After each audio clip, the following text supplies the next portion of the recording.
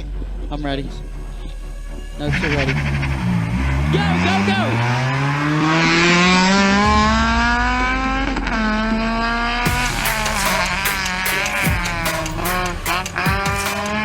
Hey, how's it going, people? So this is episode 2 of the Go, Go, Go podcast. My name is Anthony Concha, and I'm here with my co-host, Mark.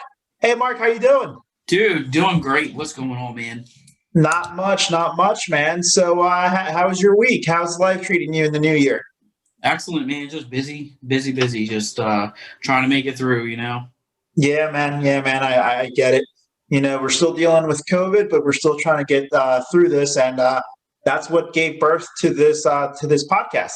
So for today's podcast, we definitely want to talk about Ken Block, which is something special to us because he races rally and he races where we race. So it's something that we definitely want to talk about.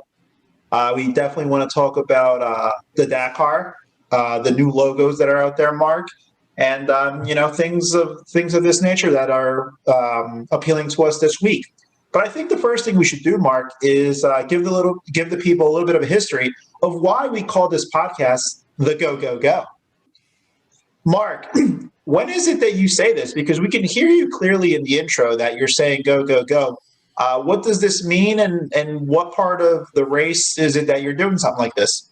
So typically, if you're screaming go, go, go at, your driver when you're in the co-driver's seat, you're pretty much telling him, like, look, dude, we're leaving the start line as fast as you can go, go, go, go. Or, we've come out of some real tight technical sections.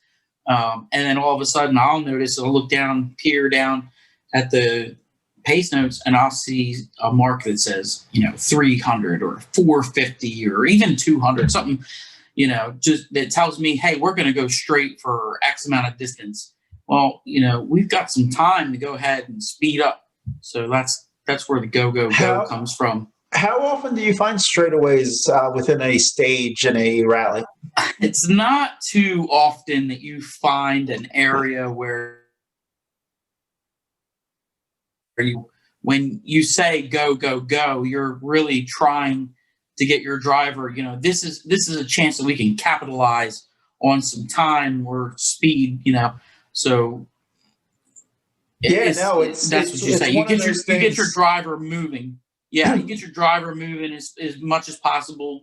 And then, eventually you'll tell him, look, dude, hey, this is our next turn coming up. By the way, this is our next turn coming up.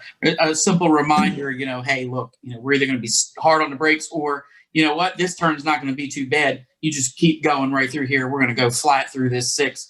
And it's definitely exciting times. And I will say, from the driver's side, although we do recce and we kind of know where things are, anytime I hear you say go, go, go, it's, that excitement factor, because we know that we're going to be able to go pedal to the metal, wide open, full throttle, whatever you want to call it. And it's going to be full speed, and adrenaline is just the name of the game at that point. So essentially, that's why Mark. Oh, yeah. Sometimes that's.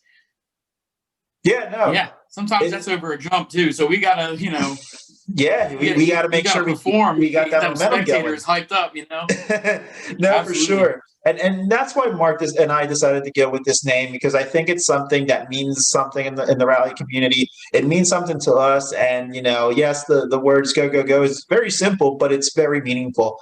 So that's very basically where the name came from. Now, and looking at our personalities, Mark, I think that the reason that we did this, and we already discussed a little bit in the prior episode, is because we like cars, we like racing. So, Mark, let me ask you this. How did you get into cars, racing, motorsports, things on wheels that have engines on? How did you come up and get to an appeal for it? So, yeah, we touched on this a little bit before. I grew up in a family that was, all basically GM cars. So my dad was a mechanic for General Motors for a really long time. And my grandfather was always a GM guy. So it just kind of was engraved into my life, basically. So that's where I got my start in loving cars, NASCAR, Dale Earnhardt. That's, my whole life growing up. So basically got my start there. My dad bringing home cars from the dealerships he was working on, and that's where I'm at. We would go to the events where Dale Earnhardt cars were shown, and that's pretty much how I got my start there. So following that around. It's safe to say that it's a family affair, right? It's something that you get to do with your dad. Oh, it's a family affair. Absolutely. That has never left me, and being in NASCAR, being involved with it now, and, I'm always kind of trying to root for the Chevy guys. And that's for sure. That's probably never going to leave me. Tell me this, Mark, when you were growing up, you're a little kid. Do you remember what was the first car that you were attracted to, or that you liked, or that you thought was cool? Oh, my first car that I ever fell in love with, I wanted a third-gen Camaro. So, that's a great car for me to fall in love with, because I ended up with a third-gen Trans Am, which is essentially the same car. I fell in love with Kit from Knight Rider. Who doesn't love a talking car? So, so I ended up with basically my dream car. It wasn't a Camaro, it was a Trans Am, but obviously for the same reason. It's the same car. It was kind of hard to get away from that body style for me. So that was my first car I ever fell in love with. But of course, being a child, that grew up in Chevrolets and stuff, I loved the Corvette. Was my thing. I love the Corvette. I still 100% would. If you tell me what would I buy tomorrow if I won the lottery, well, I'd buy a C8 Corvette. I'm a Corvette guy. Right. So that's me through and through. GM. I love those cars. Right. Yeah, no, for me, it was something similar. For me, it definitely came from my family. I'd go back to my grandfather and my uncles. I think the first time I saw a car, I just wanted to see how fast it could go. So for me, I'm a little bit more into something exotic, something luxurious. Something that appealed to me. Like, for instance, I always remember, for me, it was two cars. It was either a red Ferrari or a yellow Lamborghini. And that's what appealed to me. I thought they looked cool. I thought they looked like superhero cars. And I said, one day I got to have those myself. But I will say that, cars were fine. But where I got, to enjoy them a little bit better was when I found different types of racing. And of course, NASCAR was always interesting, but also, Formula One, things of that nature. It's when you see two cars competing, now you're not just looking at one, you're looking at two or more. There's just something about that competition and the guys putting it on the edge that appealed to me. And so I knew that that's something that I wanted to do. And that's kind of what got us here. So it's interesting. NASCAR was that way for me. Watching Dale Earnhardt, he was, that was my hero growing up. All of my birthday parties were Dale Earnhardt parties. When you're a little kid and you have those themed birthday parties, mine was always Earnhardt. Who do you want to be for Halloween? I want to be Dale Earnhardt. I remember having like a speed racer birthday. So it was that. And the same thing, watching Knight Rider and Kit. It's something that I loved it. Yeah, it's one of those things. But yeah, no, it's great to know this, and hopefully our viewers can see that this isn't just something that we picked up today. It's a passion that we've had from a very young age. Basically, my whole life. It's been all NASCAR, and that's great. Yeah, no, and like I said, it comes from different perspectives. So it goes to show that you can like the same thing, but maybe just look at it from different angles. Yeah, look at our perspectives, and we've had conversations about this before, where you really like to buy the car and enjoy it as is, and I will buy an old car that's falling apart and put the thing back together and just enjoy the process. So that's kind of where we differ a little bit, and that's good. But so hopefully I think as we go forward in these episodes, we'll give everyone a little bit of taste of who we are and what we like in cars, and we'll have segments that'll have things that I enjoy and like about cars. Mark, likewise for you. And hopefully we can open that arena to a little bit more listeners, more watchers, depending what what platform you're seeing our show, to get a better understanding of what everyone likes. So I think that's something that's very cool. But Mark, let's get into the next part of our show here. So there was some news, last week that caught me off surprise. I don't know about you, but one Ken Block is leaving a relationship with Ford that he's had for 11 years now. What are your initial thoughts on that, Mark? Oh, I mean, I've known Ken Block for a long time. I mean, coming from the Subaru days, I kind of knew him leaving Subaru, to be honest. So him going from Subaru to Ford, and moving on was a move so he could do WRC.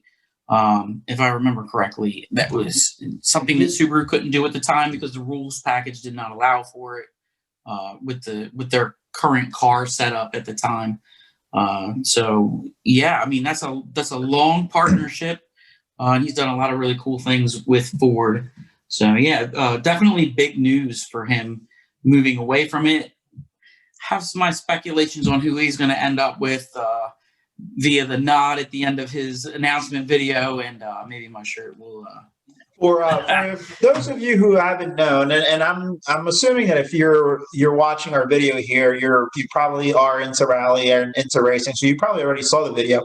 But for those of you who haven't, Ken Block put a video on all his social medias, essentially, saying that it was a good relationship with Ford. There's no hard feelings; it's a mutual thing. But now he's calling himself a free agent. So it's something interesting to see. And like Mark alluded to, there was at the end of that video kind of like a little wink on what his next project's going to be. But of course, nothing official has been announced.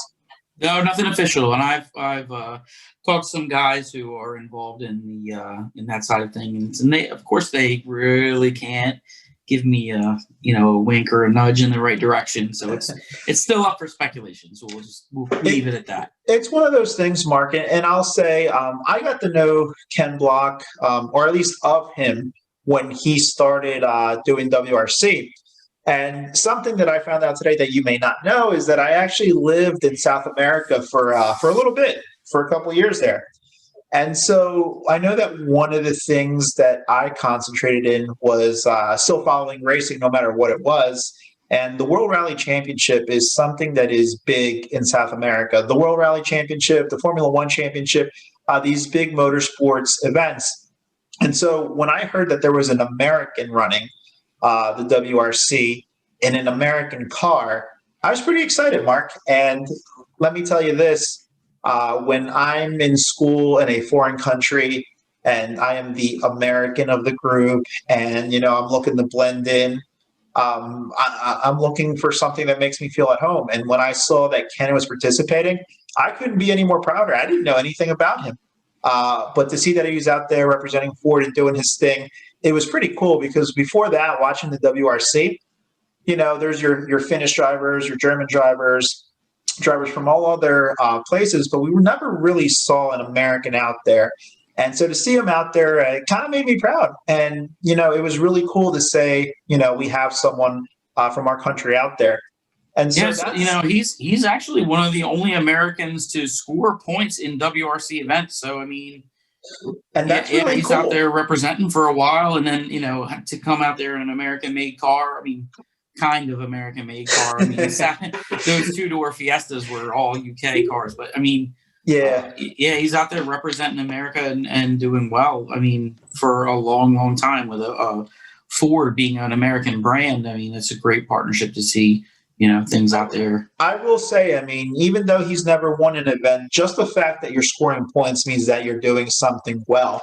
You're going out there with the best drivers in the world. I mean, just to score points is an accomplishment. It's crazy. 100%.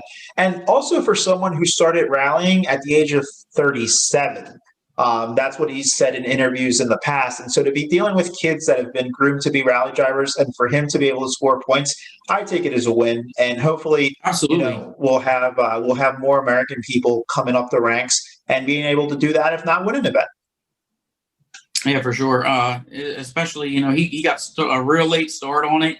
I mean, I'm 32 now. I feel like, I got a late start at 23-ish. We should have been doing this when I was 16 years old. Especially when kids are doing stuff this early. But yeah, no, I will say, once I came back to the States and kind of, established myself back here, I did follow his career. But let me tell you something that I liked about Ken Block. And, fortunately for us who raced in Rally America, now the American Rally Association, we've gotten to race with him. Obviously we're not in the same class, but when we race, we get to go through the same roads, to the same event, and it's something pretty cool because, Mark, it's not like, you can just show up one day, play football and start throwing a ball with Tom Brady, or go to soccer and, start kicking a ball with Cristiano Ronaldo.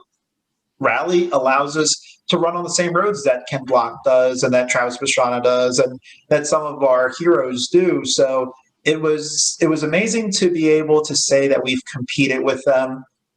It's amazing to know that I've had the opportunity of having, a few conversations with Ken, and to know that he is such a down to earth person. I mean, I'm definitely living the spirit. I believe in it. I've been a fan of him for as long as I can remember, and just knowing that he represents what he says and what he does, being a larger than life figure, but still being rooted to where he is, and he still lives in Utah and still does, your everyday thing, man. Oh yeah, I know you've had interactions with him as well. Oh yeah, he's super easy to talk to. I mean, if you have questions for him, he's usually pretty good about answering your questions and not really being a jerk or trying to be too secretive about things. Like Ken's a really good guy. I definitely feel like, if anybody wanted to walk up to him and ask him a question, he's just, super honest, super nice, and always willing to help out. And I think that's why Ford was able to use him as their picture perfect athlete. They gave him the opportunity to go out and do the World Rally Championship. They gave him the opportunity to go do the World Rallycross Championship, which was actually a nice feat in its own because they coincided with the release of the Ford Focus RS. They created the Ford Focus RX. And he got to run the whole championship out there. He was running it with his teammate Andrea Baccarud, and so it was pretty cool. The Gymkhana videos that he's gotten to do, I'm sure that you guys have seen them. I think there's like 7 or 8 of them. Oh yeah, the hybrid function Hoonigan, the one Fiesta he's got. So he used that thing for a lot of stuff. Yeah, very versatile. The Hoonicorn, and then you had the. Did you see the Drift Fox body? Yes. They made the convertible. That thing was pretty. Actually, it's in a giveaway right now. So look that up. Yeah, for sure. No, he's definitely had the ability and opportunity to do a lot of things with cars. A lot of things that I think a lot of our gearheads would love to do. Who doesn't want to go out there and drift your car around and do precision driving and do Absolutely. all the fun things that he has? So, it's great for him. He's been a great role model in the sport. He's been a great representative of Ford, and we definitely want to wish him well in whatever he does next. Absolutely. Did you see the sweet new wheels he's got out for Rotoform? I have not.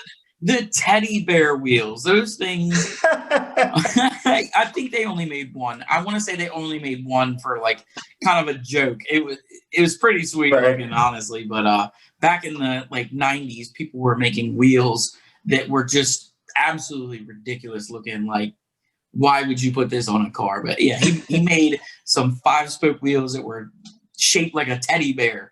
And, I believe it. I mean, if there's any person insane in this planet that's willing to go the extra mile and do something that hasn't been done before, it's definitely him. It's definitely him. Yeah. But I will say, I hope he continues in motorsports in America, whether it's with other manufacturers or whatever he does. I still want to see him out there on the roads, and I still want to be able interact with him, because I think there's a lot of experience that he's gained in a little amount of time. And, any experience that we can get as up and comer rally drivers, athletes, entrepreneurs, because that's what he is. He is an entrepreneur that has built his brands, DC in the past, Hoonigan now. It's, he's just not a one-trick pony. He's been able to do a lot with his brand. Yeah, I'm not gonna go ahead and sit here and say that I don't have a hope where he's going. I'm just, Yeah, that's a rumor. He gave us an inclination, so it can't be that much of a rumor. He gave us an inclination in that video.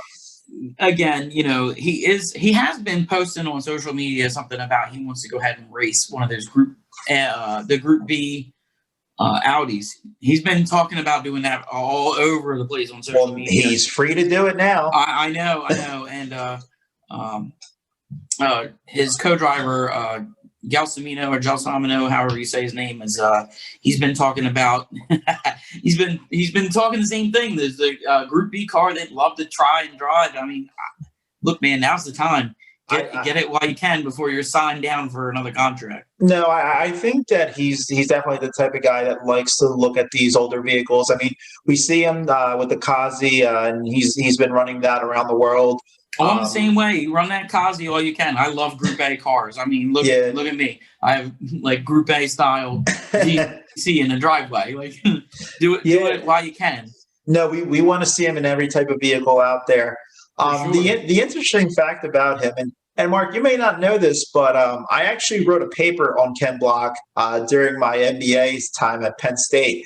And people may actually laugh at this, but it's one of those things that, when you do school, if you do something about someone that you like, research paper or whatnot, it's something great. But what I heard about him, or what I learned about him from his own mouth, is that he was never into American motorsports. So he never cared for NASCAR. He never cared for drag racing. But somehow, some way, he turned into a rally driver. So that's always good to see. And the story that I heard was that he saw Rally out in the WRC. He saw that Travis was doing it in Rally America, and so he got a hold of Travis's agent and pretty much said, "Hey, what do I need to do to go do what Travis is doing?" So I thought that was a pretty cool story from him. Still don't understand why he doesn't like NASCAR, don't we all? but outside of that, no, it's he's a cool guy. I love what he does. I hope he continues to do it. We did see traces of this with the last Gymkhana video with Travis Pastrana doing it under the Hoonigan brand. So I think there's a lot of good stuff that could be coming in the future from that. I was really excited about the Gymkhana video with Subaru again and Hoonigan. I think they did a really good job. I feel like there were some things that were maybe left out, and I remember Subaru was posting a video saying this isn't. There's going to be bonus footage later on, so I think that's going to be cool. And an answer video from Ken was they were kind of I want to say provoking him in ways hey man, we're waiting for your answer. I don't know. It was a challenge. I don't know if it's going to be a Subaru build or and that would be really super sweet. Or a response Gymkhana video. Yeah, a response video, but with the same car, how Ken versus Travis is going to be sweet. Well, let's remember I don't know. That, we don't know if that's going to be a thing, but well, let's remember that Ken actually had Travis on a couple of his earlier videos too.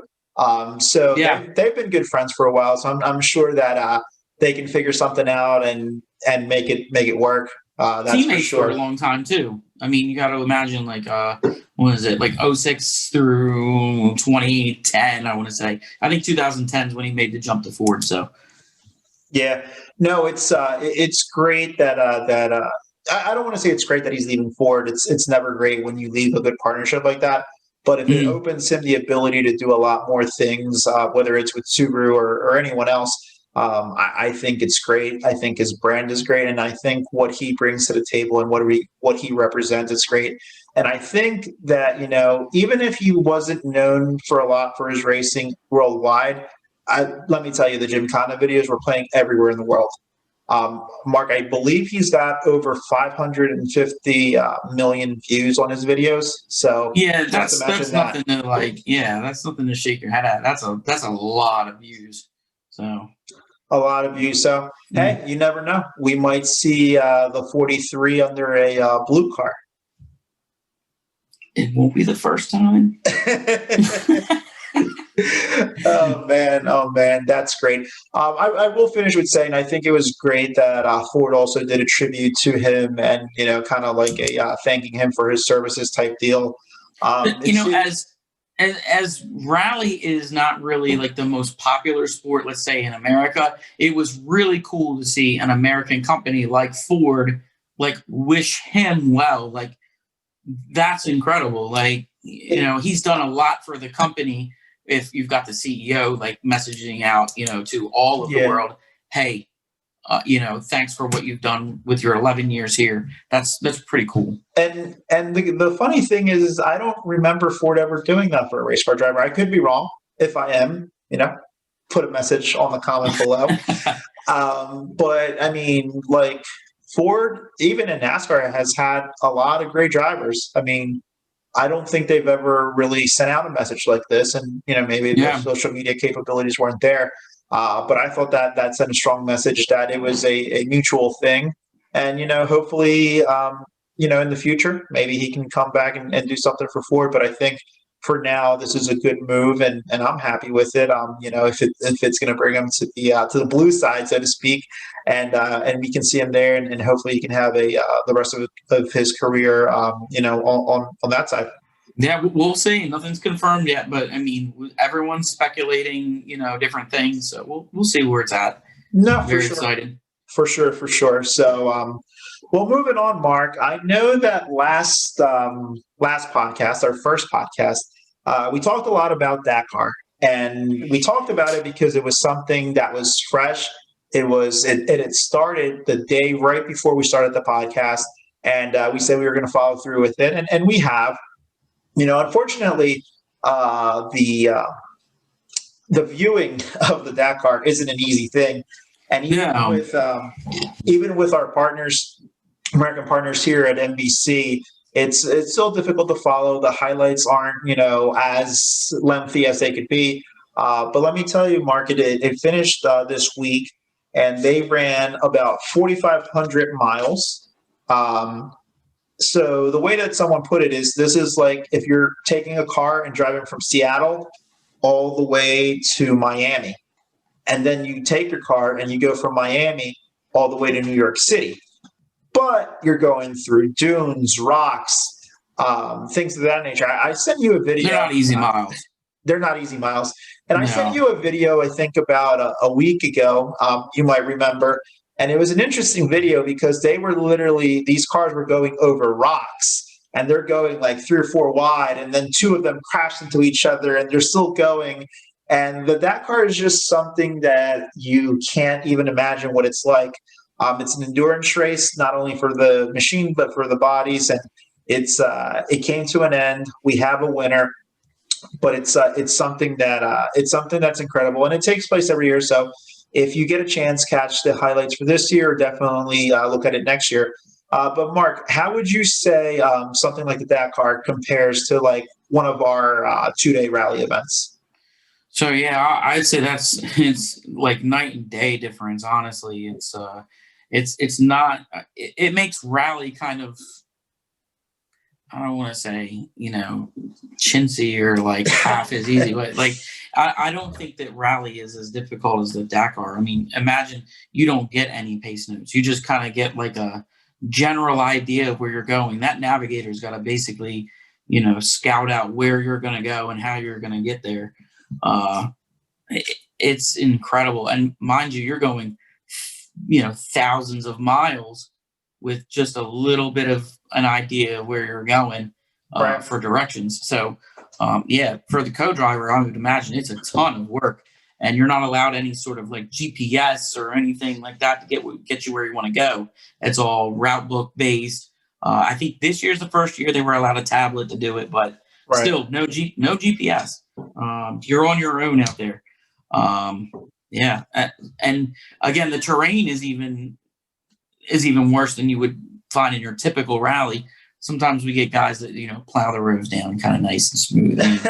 But make it a little easier. We're not they make going it a over little any easier on the dunes. cars, so you don't crash and die and stuff. But the Dakar people do crash and die. I mean, let's be honest. This is true. This is a life or dead situation. It's true. I mean, you're out in the wild.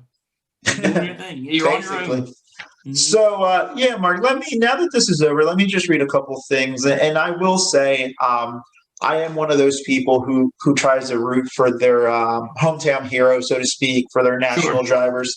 And so in the top 3 in bikes, we had second place, we had Ricky Brabeck. He drives a Honda bike and is from the U.S. And so I would say congratulations to him, and definitely go give him a follow. It's the Dakar is already hard on its own, being in a car. For sure. Now imagine doing this on a bike. That was a lot of guys, dude. This is kind of dark, but most of the deaths that occur in the Dakar are just guys on bikes that have an issue, and then obviously they can't be found in time, and it's sad. But I mean, those guys that are doing it on the motorcycles, those guys are, at the top of their game, giving it their all out there. It's, for sure, kind of incredible. And to have an American fly so many miles away to the Middle East, to Saudi Arabia, and then have him compete for all these miles and have him come up in a top 3. To finish the event, I would be happy. But to come in a podium, it's definitely, you deserve an applause for that. And those guys are tough as rocks. We definitely, definitely like that. Now, let me move on. There's another category called the lightweight vehicles. And in second place, we have a guy by the name of Austin Jones, and he's driving a Can-Am. Now, I would say these are easier, I guess, to ride in than the bikes during the Dakar. You have your Polaris, your Can-Ams, but it's still rough. It's still rough. And again, we have an American in the top 3. Good for you, Austin. There's a trucks category, but there's no American running in that class. If you guys have seen this, these cars don't have a driver and a co-driver. These guys have 3 guys running in the trucks. These are huge, big built trucks, and usually the Russians are the ones the team to beat. So top 3 were Russian guys. The last is the I guess they call it the cars division. It's really, I guess, the all-terrain division. In first place, Stefan Peter Hansen. And guess what, Mark? He's up top there every year. So whether he's winning it or he's on the podium, he's up there. Nassar Al-Attiyah, he's another one. He drives for the Toyota Gazoo team. He was 15 minutes behind Stefan. So imagine in 4,500 miles to be 15 minutes behind, really not that much. By a tire or something, they probably could have caught up, but it wasn't meant for him. And then in third place, Carlos Sainz in the Mini. And so, Carlos Sainz, that's a name that everyone's real familiar with if you watch WRC. Yeah, no, it definitely is. And so we definitely congratulate and applaud all these folks that went out there. Like we said in our last episode, there were so many things to read on. Whether you're looking at the different drivers, the classic cars, women competing, rookies. There's so many different storylines to look at. But at the end of the day, there can only be one winner. And Stefan Petterhausen, he won the event, and congrats to him. And hopefully next year, teams will come out stronger, and I'm still saying that Robbie Gordon should come out with an electric Hummer or something, and please compete, because we want an American in the top team of the Dakar, and to show that American power is still real. Yeah, I agree with that 100%. And if you are interested in looking at what has gone on in the Dakar, their YouTube page put out a video every single day for a recap. So that's another good thing to look at. No, for sure, Mark. So going into a little bit of a different take here, bringing it back to America, Mark. So a couple weeks ago, I got a message from you saying that GM came out with a new logo.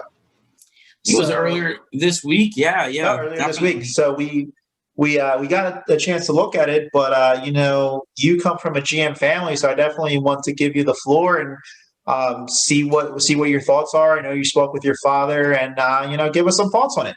Yeah. I again grew up in a GM family. Was pretty much all General Motors until I got involved with Rally. So, yeah, new GM logo. It's a bit softer. I mean, I know that they said that they were going to go ahead and do something. It's kind of a nod to their new electric program. They're trying to focus more on putting out electric vehicles here in the future and being kind of nature conscientious or whatever. My dad worked for GM for a long time. He's not a fan at all. He said it's again, it's softer. It doesn't feel like the logo is as strong as it was before. Like, you look at the GM logo and it's been the same for almost a century. I mean, GM's been around a long time, and it's like, why would you change something that you're so familiar with? You look at the logo, it's there. A couple of years ago, they were putting those little GM logos on doors, on the sides of everything: Chevy, Cadillac, Buick, Pontiac, when Pontiac was around. It's just something that, like, everybody's familiar with. You see the logo and it's instant. Now it's kind of like, it's a little soft. It's a little, So those were the opinions that I got. My dad, not really a big fan. Another guy that I'm related to said the same thing. He's not really a big fan of the change of the logo. He doesn't understand why the change of the logo.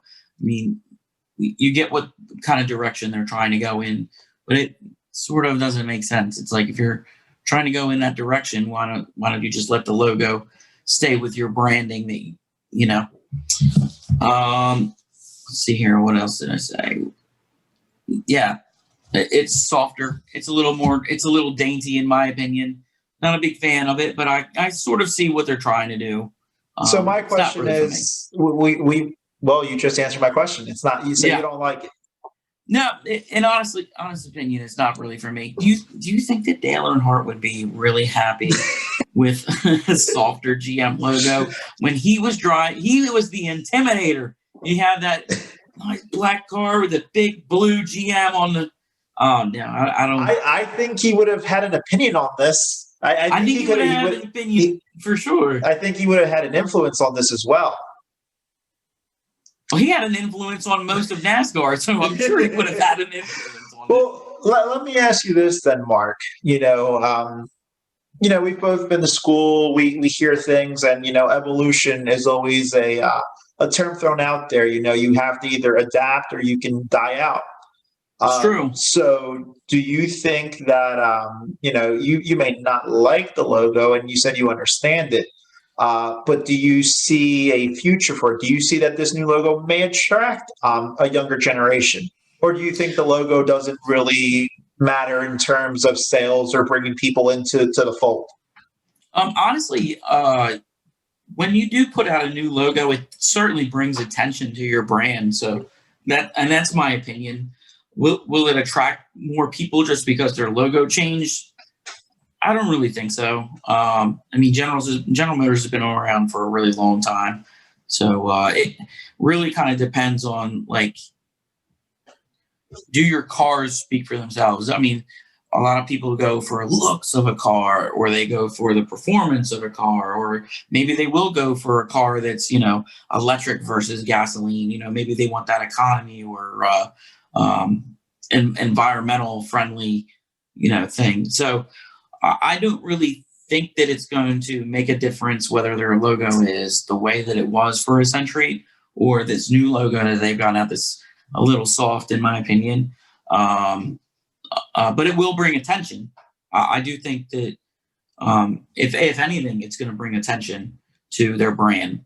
So, Mark, in this day and age where companies are trying to be environmentally friendly, they're trying to show the customer not only that they respect and care about the environment, but they want to show it in their actual work.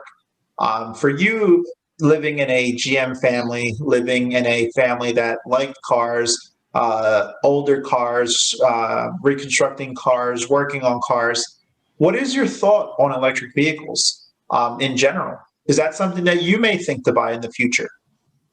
Yeah, actually, I kind of like the way the electric vehicle market's going. There are companies that make electric motors for older vehicles. I mean, you're talking. Let's use this for example. I have a '55 Chevy Bel Air. It's a 4-speed manual transmission.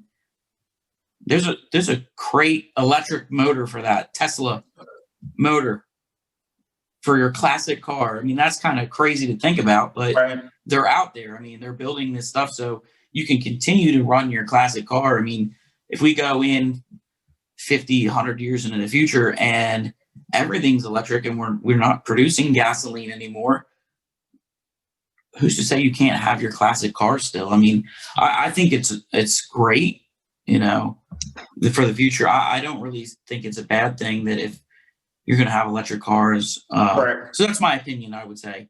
No, I'm not that's really good. against it. Yeah. And that's what I was looking for, is for your opinion, because I know you're a traditionalist, I guess, when it comes to cars.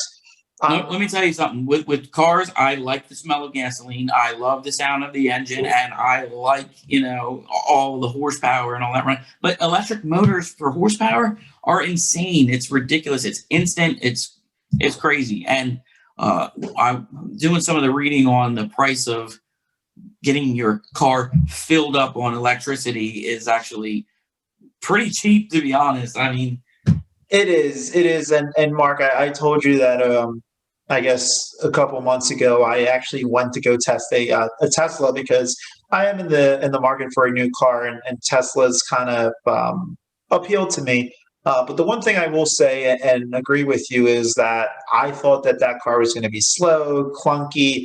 That's what we were bred to think about electric cars, and it was nothing of that. It was quite frankly, it was quite the opposite. The acceleration on those cars are insane. I mean, I think I got up to 80 miles an hour in like 2 seconds, which is, we're talking about supercar, rallycross cars. The braking power, the assist. I mean, I'm in love with Tesla, and electric cars. I don't mind not having to go to a gas station ever again. I mean, I'd probably still have to go to Wawa to get stuff, but I don't mind it. And the fact that the electricity is a lot cheaper to fill your tank with, like you were saying. Mm-hmm. I mean, literally just having to have an extension cord from my house to fill up the car. I'm looking at it. I mean, do I like the STI, and would I ever want to have another one? Of course. But if I can have something a little bit more modern, and that's kind of what my personality is kind of like you were saying, just buying something that's already made. Why not? And we're moving into the era where the WRC is using hybrid cars. The World Rallycross Championship is about to have an all-electric rallycross car. Why not move into the electric division? But Nitro Rallycross also. I think they said something about also creating a division that's strictly electric SUVs, which is insane. So, if anyone's out there hearing about this, I want to compete in that. I want to compete in that series, with electric cars. So hey, me too. Leave your information in the bottom, and Mark and I will get back to you. And that's right. We definitely want to compete in that.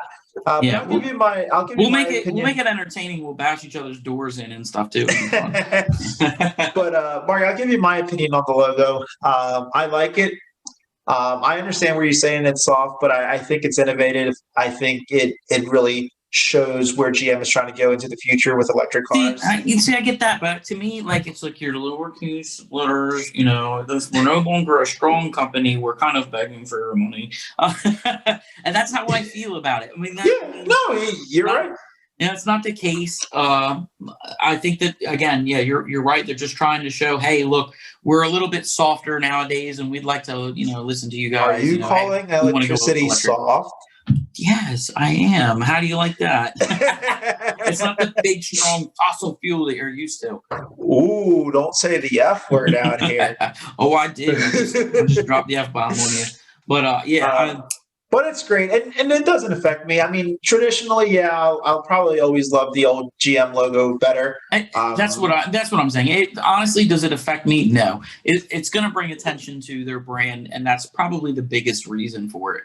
And that's great because, I mean, that's what every company has to do, reinvent themselves and do things like that. Correct. But so in doing the research for this, we also found out that Kia changed their logos. In like the same week too. It's crazy. You got two big major car companies changing their logo. Conspiracy. I don't want to say anything about that, but yeah. I hate it. I don't like it. It's not to say, Kia has come up in my eyes and they make fantastic vehicles that I've seen now, like the Stinger, I think it is. That's a performance vehicle and it looks good. But to be honest, if you guys look up at the new logo, it looks like KN. Like if you squint, you see what they try to do, but I didn't like it that much. What are they trying to steal, like the K&N logo? What are you saying? Let's not get into any legal issues here, Mark. All right. But it's cool. It's cool. But Mark, let me ask you this, just since we're in the topic. Is there any car manufacturer logo today that you would like to see changed or maybe you think needs a refresh, freshening it up?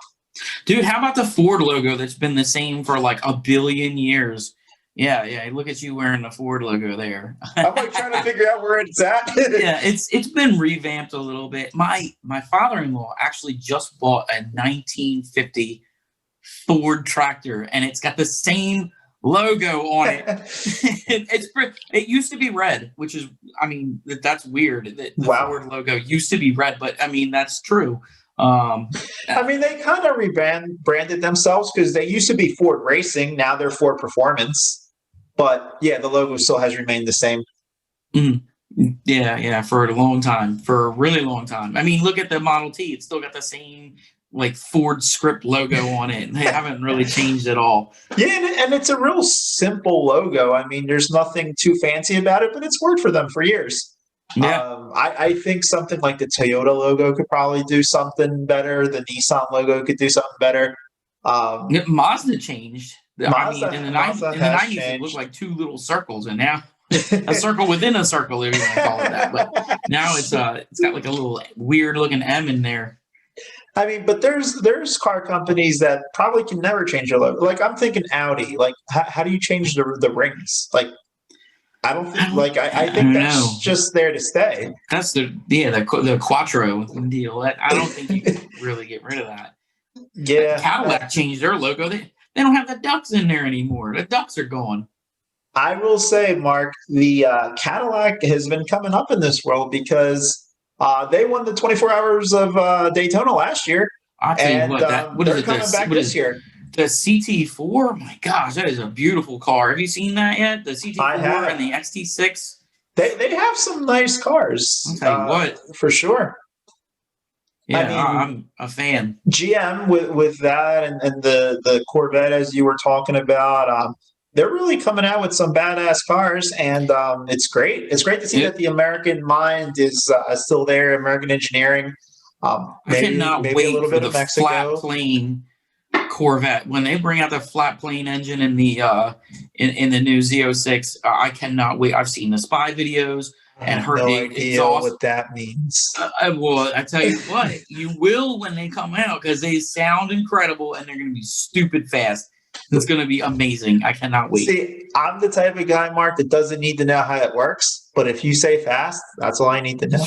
Oh my gosh! You need to take a listen. Go ahead and find yourself the Z06 spy shots of this thing running up and down the mountain, and it is incredible. Please listen with headphones because it's just that much better. That's what I hear. No, it's great. It's great. I think companies updating their logos coming up to the 21st century is a thing that we're probably going to start seeing a lot more of right now. And I'm not mad at it. I mean, quite honestly, maybe the Tuning Velocity logo needs to be updated. Maybe so. No comment on that. I guess my logo isn't that important in the automotive world. Yeah, and I've got some friends in that industry who are probably mad at you for saying that.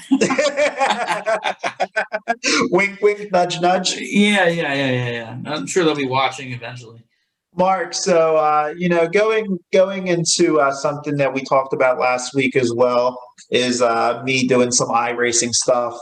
And kind of like I said, it's like a real championship. If you're not in the top 20, you're not locked in. And It's true. unfortunately, I've been kicked out of 2 events. I have not made 2 events, and I've been so mad about this because Wait, it's two only events. I know you didn't make one. I know, but you got crashed out of one. So. I got crashed out of the first race.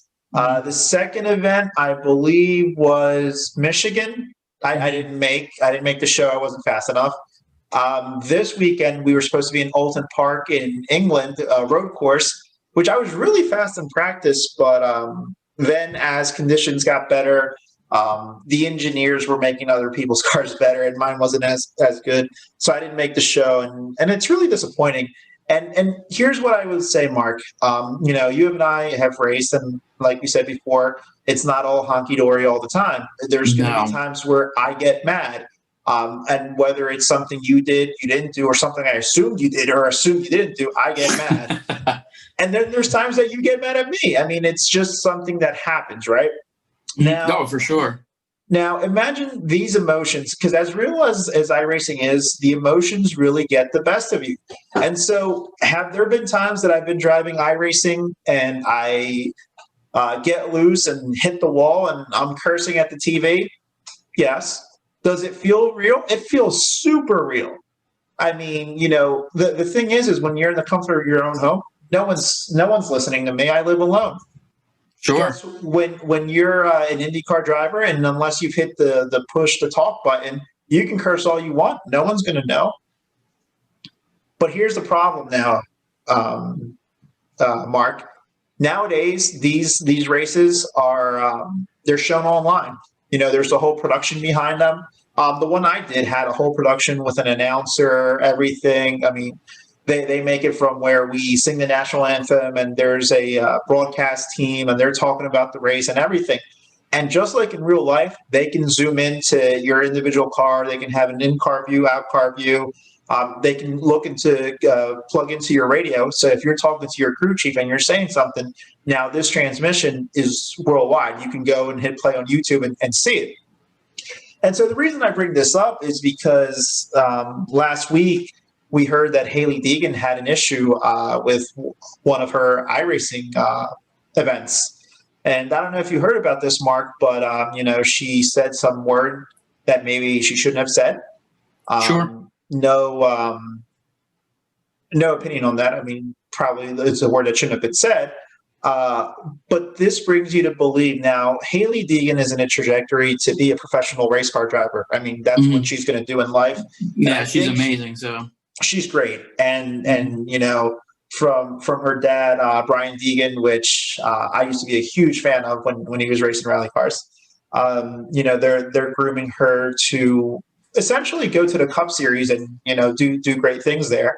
But unfortunately, she got caught up in a mess where she said a word. It was sent viral everywhere, and now NASCAR is forcing her to do sensitivity training. Sure. So I think you and I can agree that the punishment fits the crime. There was no monetary fines or anything. But what I go to do this is that we're getting into a point in society where your sim racing, your simulation racing, your iRacing, your online racing, whatever you want to call it, is getting intertwined with real racing. And like we said last time, Mark, there's people selling sponsorship for the iRacing car and for the real car. But at the same time, we're seeing now that if you mess up on the iRacing side, it can have real life consequences on your real racing side. Sure. Absolutely. So, I mean, what do you think about that, Mark? You're playing a video game, you get frustrated, you say something, and well, in her case, just sensitivity training. But what if you lose your ride? Because we had that happen to someone else earlier this year. What if you can no longer provide for your family because that's what you do as an athlete, as a driver, and that's your sole mean of gaining an income? What do you think about this translating from the online to the real life and vice versa? Yeah, I don't know if you remember this, but earlier, like really early into the 2020 pandemic, Bubba Wallace actually rage quit a race and it had negative impacts on him with his real sponsorship. Like he's just quit out and was like, you know what, I'm done. And I don't remember who the company was, but they were like, oh, it was nice to know where we stand. It's like I forgot about that until you brought it back up. Yeah. It's crazy, but definitely, like, if you have eyes on you, if you need to, be careful what you say, be careful what you're doing, and then make sure you're just as professional as you always are. And that's where that situation and we lies. understand heat of the moment, things happen For sure. but as an athlete, as a professional athlete, in her case, we got to see what's going on. So Absolutely. I think the punishment fits the crime. I think she'll get past this, and I think she'll continue. I think she has a full-time Truck Series ride for this year, so she'll be going up the ranks and doing great things. No doubt about that. Yeah, and the training obviously is invaluable too. I mean, in everyday life, I mean, they should offer it to everybody, in my opinion. But yeah. So one final thing that we were going to bring up, Mark, you had told me about Pitbull. So what's Pitbull doing these days, Mark? I guess he wants to be part owner of a NASCAR team like your boy Michael Jordan. So are we talking? Is this the Mr. 305 Pitbull? Is this the Mr. Worldwide Pitbull? Or is this the Dale Pitbull? Dale. The Bud Light commercial Pitbull. I don't know. I don't follow Pitbull too much. I was extremely excited for Michael Jordan to come on board, but I don't know much about Pitbull. It's great. It's great to see new people in the sport, and it's even better to see when it's celebrities, because they can just bring their following with them. Michael Jordan has a certain following. And he's going to bring it with him. He's going to open eyes to the sport. Pitbull, he's, Grammy winning, all that good jazz, usually has hits on the radio. Sure. People know who he is. Even if you don't like him or you don't care for his music, you've heard of him. And so For him to come to the sport, it can be nothing but great things. I don't know how much he actually knows about the sport, how much he cares about the sport. He says it's a culture. So, I mean, we're it's a culture. But here's the thing, and I'll tell you, obviously, from my career working in finances, I can tell you that anybody who's an investor in anything will do their due diligence first. We'll see what it's worth, because no one is putting their money away for anything.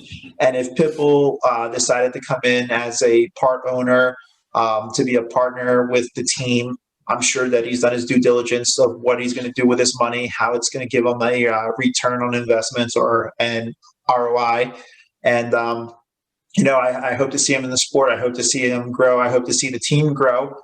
Daniel Suarez is driving that car. And if you don't know, Daniel used to ride for Joe Gibbs, didn't really have a good tenure there. Then he went to Stuart Haas, didn't have a good tenure there, lost his ride. And now he's with this new team. I actually forget the name of the team, but hopefully with this introduction of Pitbull and his celebrity, maybe they can get some sponsors and bring some attention to that team and to NASCAR in general. I think it's a good thing. New ownership in NASCAR. So, Mark, I think that brings us to the conclusion of this week's podcast. Any final thoughts that you may have? No, not really. Can't really think of anything off the top of my head. So okay. So as for me, again, Mark and I are trying hard to get this podcast up and going. We're going to be talking about different subjects relating to do with racing or the automotive world. So for those of you out there, we are on the major platforms. We are in Apple Podcasts, Google Podcasts, Spotify. So if you can just look down here, we have the links to all those. Of course, you can watch us on YouTube, give us a like, give us a follow.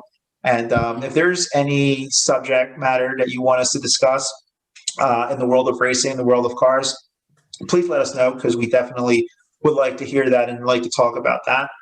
Absolutely. And if you're on one of those platforms and you want to give us a review, that'd be great.